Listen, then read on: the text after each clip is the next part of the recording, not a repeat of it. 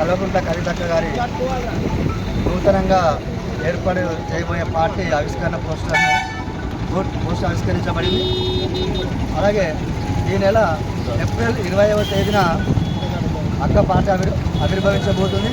ఇట్టి సభకు నియోజకవర్గ పరిధిలోని అందరూ ప్రజలు, కార్యకర్తలు చాలామంది హాజరై ఇట్టి సభను విజయవంతం చేయవలసిన కోరుచున్నాం.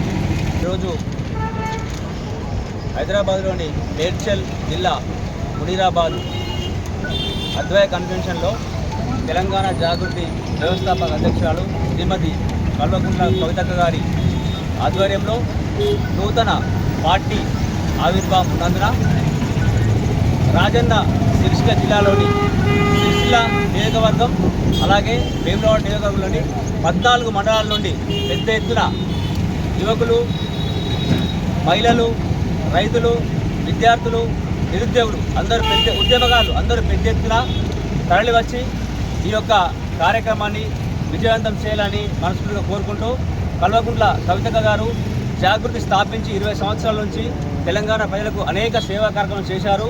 తన ఉద్యోగాన్ని వదులుకొని తెలంగాణ ఉద్యమంలో కుటుంబంతో పాటు ఇక్కడ పెద్ద ఎత్తున ఉద్యమాలు చేసి కవితక్క తెలంగాణ సాధించే వరకు కేసీఆర్ గారితో కలిసి పనిచేసి తెలంగాణ సాధించారు. అదేవిధంగా కల్వకుంట్ల కవితక్క జాగృతి సంస్థ ద్వారా అనేక సేవా కార్యక్రమాలు చేసి స్కిల్ డెవలప్మెంట్ కార్యక్రమాలు చేసి యువతకు కూడా ఉపాధి చూపినటువంటి అవకాశాలు ఏర్పాటు చేశారు. తదనంతరం ఎంపీగా, ఎమ్మెల్సీగా ఈ రాష్ట్ర ప్రజలకు అనేక సేవలు చేశారు.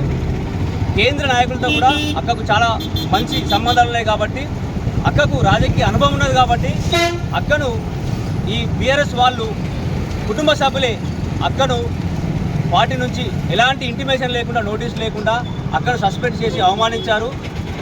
ఢిల్లీ నాయకులతో కుమ్మక్కై కుటుంబ సభ్యులే అక్కను జైలుకు పంపారు. తర్వాత రౌస్ అవెన్యూ కోర్టు కూడా కవితక్క ఎలాంటి తప్పు చేయలేదు, ఢిల్లీ లిక్కర్ స్కామ్తో సంబంధం లేదని చెప్పేసి తీర్పు వెలువడిన వెంటనే ప్రతిపక్షాలకు చెంపపెట్టు కావడం జరిగింది.